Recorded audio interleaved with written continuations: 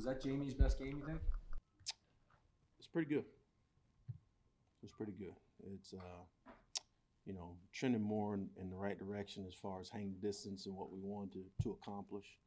But we got to help him out. Gunner's got to help him out, make some plays for him down there. And no, he did a really nice job. He's trending in the right direction for sure. How? Like, what are you looking for your gunners in those spots? What do you Just want make them to, the what do you play. want them to do differently?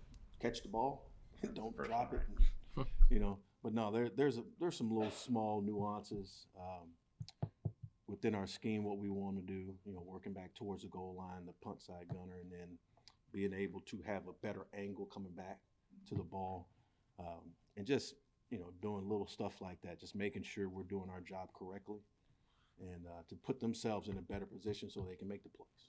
Is that demoralizing for a punter, for the whole unit, when everything is executed and by 6 inches the ball crosses there and now they're out of the 20? Yeah, it's not a fun feeling. I don't know if I'd say demoralizing, but it ain't a place you want to be.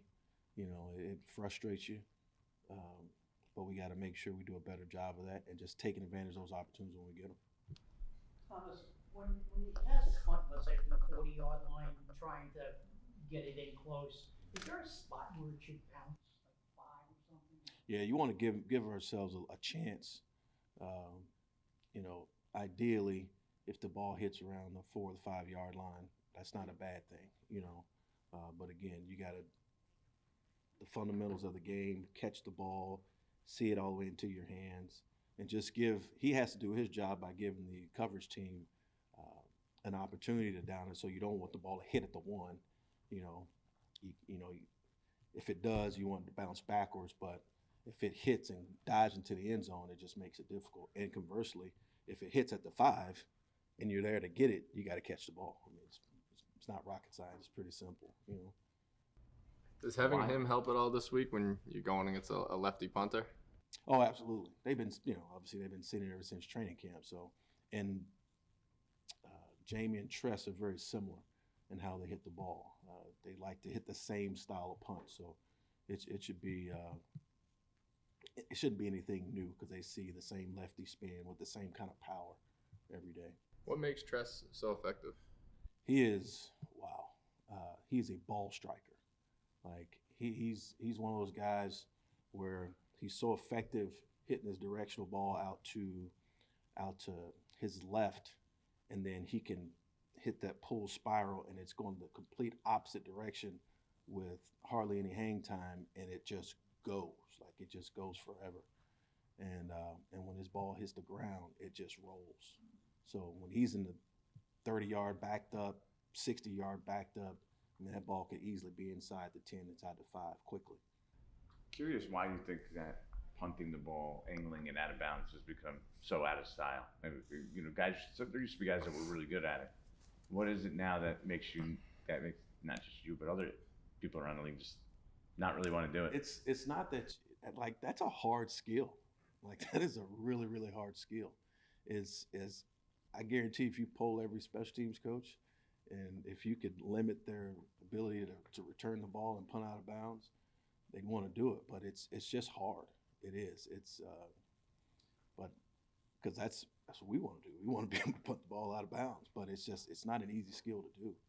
And the last guy that was here that was really good at it was Jeff Fiegels. And you got to realize by the time y'all saw Jeff Fiegels, he was in years 17, 18, 19, 20, and he had been doing it his whole career. So it's not an easy skill.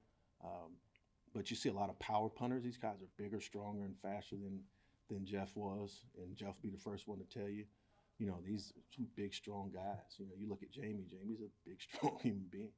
And a lot of people like to punt for power now, and then they just surround their team with speed.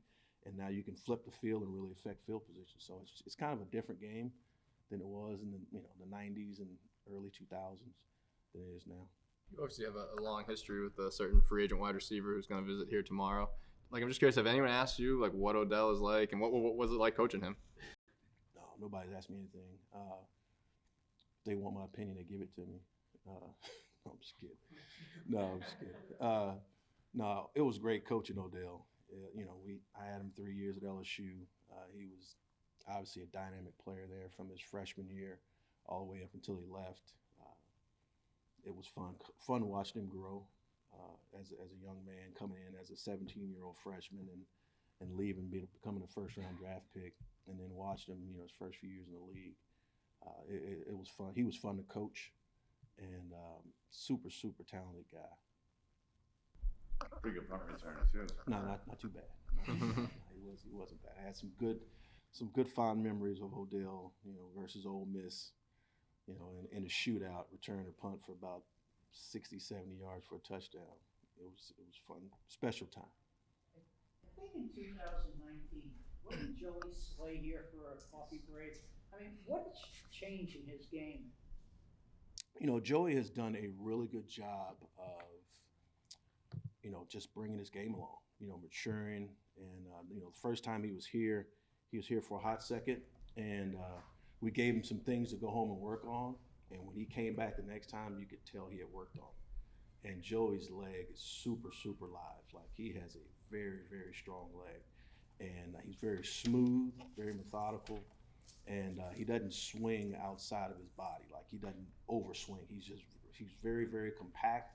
And if you see Joey, I mean, he's a big, strong dude. Like, he's put together. So no, he has done a really nice job of developing as a young kicker in this league.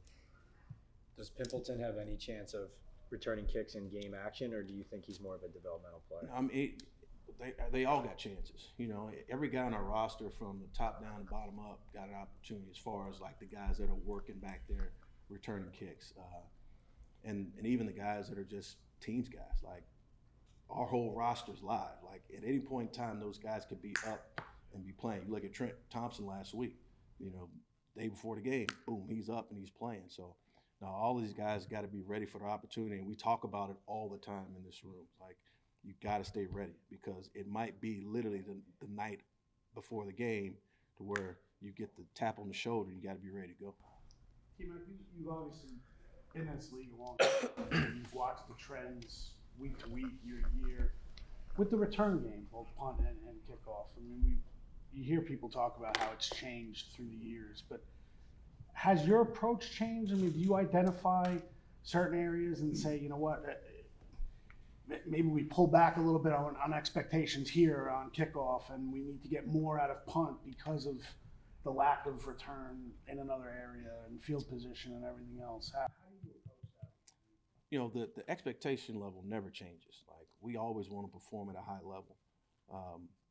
Now, the amount of time you spend on it, based upon who you're going against, is always different. Like, if you're playing against a team that's going to hang the ball up, you got to spend more time doing it that week. But if you're playing a team that, they've had 45 kickoffs and 42 of them have been touchbacks, you're probably not going to get a whole lot of opportunities. So, it's a totally different game, that it was in the 90s and early 2000s. Like, it's a totally different game that way. It's, the reps aren't there like they used to be. Are you just protecting in that situation? If you identify a week, but you're not going to get kickoffs in this situation. Not really. Just don't make a mistake. It's almost like the mistakes are magnified if you do make a situation like that. I think more of anything, you have to stay status quo as far as how you approach it. But just knowing going into the game that you can't chase plays, because if you do, that's where you make mistakes.